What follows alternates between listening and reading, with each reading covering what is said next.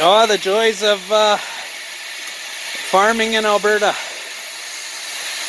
I came, number 2 tank is fine. Number 1 tank, which is the main tank, with the pressure tank, it was froze at the valve. It freezes right in here where the diaphragm is. So I got my helpers, they're plumbing cows. Oreo was using her big tongue to lick at something here.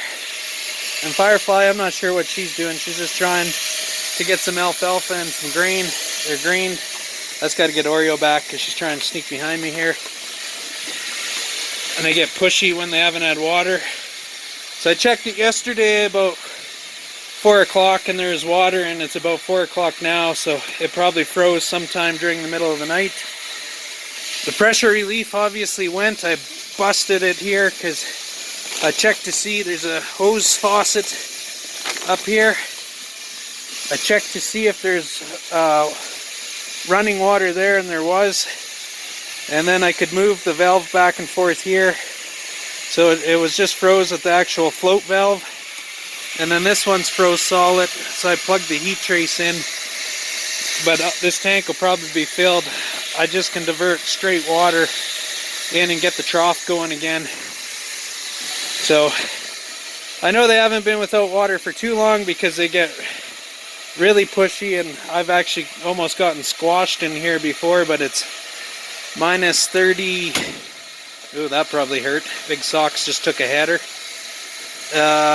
Minus 34 maybe last night. It's supposed to be minus 38 tonight. Minus 36 the night after that, so definitely a little chilly.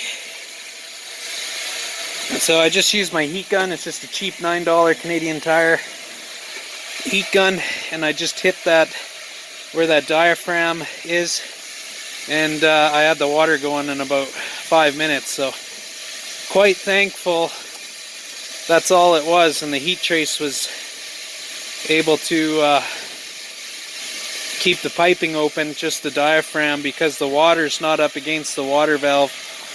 So what happened was I grained them yesterday around this time, grain and alfalfa, and they probably came up sometime after supper, maybe 7, 8 o'clock, and all got a drink. And when they do that, the level in the trough drops, and if it drops too far below that water valve, it freezes that diaphragm off. So unfortunately, I've had it happen about 3 times this winter.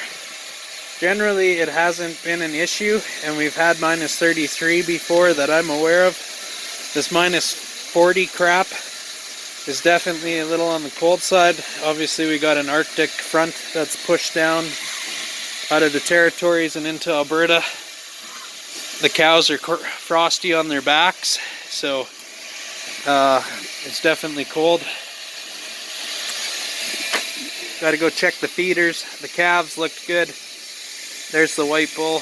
He's in back with the cows with brown, and the calves are over in the big shed. So they got a little bit more protection, but the cows are out among the trees, which is basically like being in a shed. And their bed pack was really good yesterday, so I'll have a quick look at it when I look at the feeders. But I know they're going through probably twice the amount of feed that they normally do, and unfortunately I tried to feed so I didn't have to start a tractor during this cold, but I'll probably have to start a tractor. 2 of them are plugged in, so anything's possible. The little bull here, he's trying to reestablish himself here the last couple days, returning to the herd. So he's just sniffing Oreo out here. I don't know if there's been a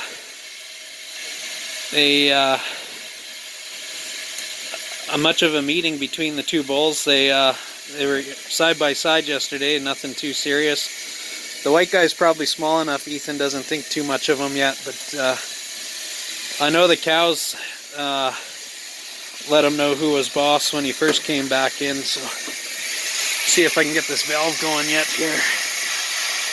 No, it's froze still. The unfortunate part is that tank's pretty small, so it's cycling the pump quite a bit here. There's not a whole lot I can do. That one valve's froze, so it's hard on the pump, cycling on and off, on and off.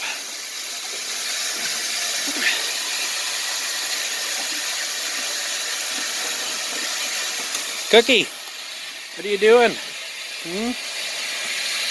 Well, anyways, the camera's starting to act up because of the cold, so got the water going. That's the main part, pouring in here.